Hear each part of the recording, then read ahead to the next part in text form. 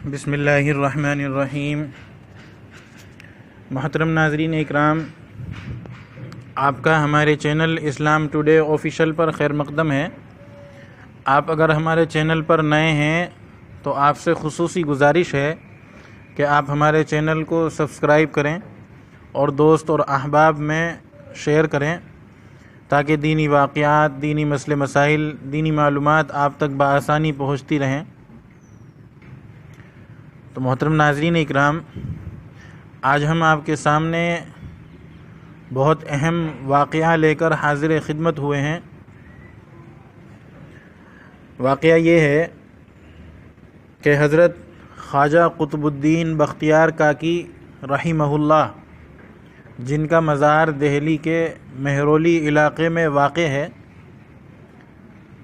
جب حضرت خواجہ قطب الدین بختیار کاکی رحمہ اللہ کی وفات ہوئی تو کوہرام مچ گیا، جنازہ تیار ہوا، ایک بڑے میدان میں جنازے کو پڑھنے کے لیے لایا گیا۔ مخلوق خدا بہت بڑی تعداد میں جنازے کے لیے نکل پڑی۔ انسانوں کا ایک سمندر تھا جو حد نگاہ تک نظر آتا تھا۔ یوں معلوم ہوتا تھا کہ ایک بھپرے ہوئے دریا کے مانند یہ مجمع ہے۔ جب جنازہ پڑھانے کا وقت آیا تو ایک آدمی آگے بڑھ کر کہتا ہے کہ میں وصی ہوں، یعنی مجھے حضرت خواجہ قطب الدین بختیار کاکی رحمہ اللہ نے وصیت دی ہے، وصیت کی ہے، اور میں اس مجمع تک یہ وصیت پہنچانا چاہتا ہوں۔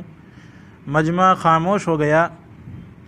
کہنے لگا کہ حضرت خواجہ قطب الدین بختیار کاکی رحمہ اللہ نے یہ وصیت کی ہے کہ میرا جنازہ وہ شخص پڑھائے جس کے اندر 4 خوبیاں ہوں، یعنی جس کے اندر 4 شرطیں پائی جاتی ہوں۔ آپ حضرات ان 4 شرطوں کو بہت توجہ سے سنیں۔ پہلی شرط یہ ہے کہ زندگی میں اس کی کبھی تکبیر اولیٰ فوت نہ ہوئی ہو۔ دوسری شرط یہ ہے کہ تہجد کی نماز کبھی قضا نہ ہوئی ہو۔ تیسری شرط یہ ہے کہ اس نے کبھی غیر محرم پر بری نظر نہ ڈالی ہو۔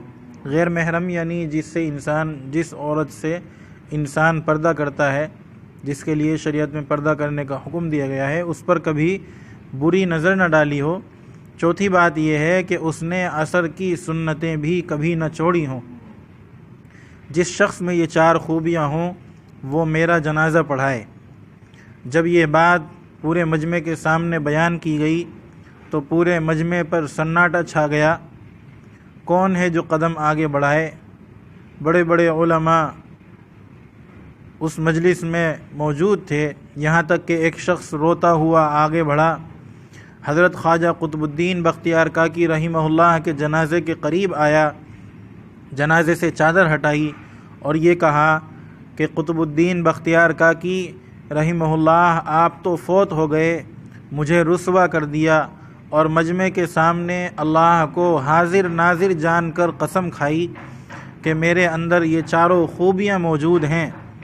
لوگوں نے دیکھا تو وہ شخص اپنے وقت کا بادشاہ سلطان شمس الدین التمش تھا۔ اس واقعے میں مسلمانوں کے لیے سبق ہے، عبرت ہے کہ آج کل مسلمان نمازیں پڑھنے کے لیے، دینی کام کرنے کے لیے اپنی مصروفیت کا بہانہ بناتا ہے کہ میرے پاس بہت کام ہیں، مجھے وقت نہیں ملتا، مجھے دکان سے فرصت نہیں ملتی، مجھے کارخانے سے فرصت نہیں ملتی، مجھے بچوں سے فرصت نہیں ملتی۔ آپ ذرا اندازہ لگائیں کہ ایک وقت کا بادشاہ جو ہندوستان پر حکومت کرتا ہے، اور ہندوستان بھی آج کا ہندوستان نہیں بلکہ وہ ہندوستان جس میں کبھی افغانستان بھی شامل ہوا کرتا تھا، پاکستان بھی شامل ہوا کرتا تھا، بنگلہ دیش بھی شامل ہوا کرتا تھا، اور سری لنکا اور ہندوستان بھی شامل ہوا کرتا تھا۔ اتنے بڑے حصے پر وہ بادشاہ حکومت کر رہا ہے، اور اس بادشاہ کے اندر یہ 4 شرطیں موجود ہیں، یعنی اس کی کبھی بھی تکبیر اولیٰ فوت نہیں ہوئی۔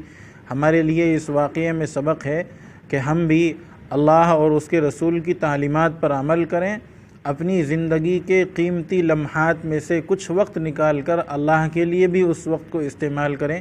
اس واقعے میں ہمارے لیے یہی سبق ہے، اور اس واقعہ کو عرض کرنے کا مقصد یہی ہے تاکہ آپ حضرات اس پر عمل کی کوشش کریں اور ہمارے لیے بھی دعا کریں کہ اللہ رب ذوالجلال ہمیں بھی عمل کی توفیق عطا فرمائے۔ السلام علیکم ورحمۃ اللہ۔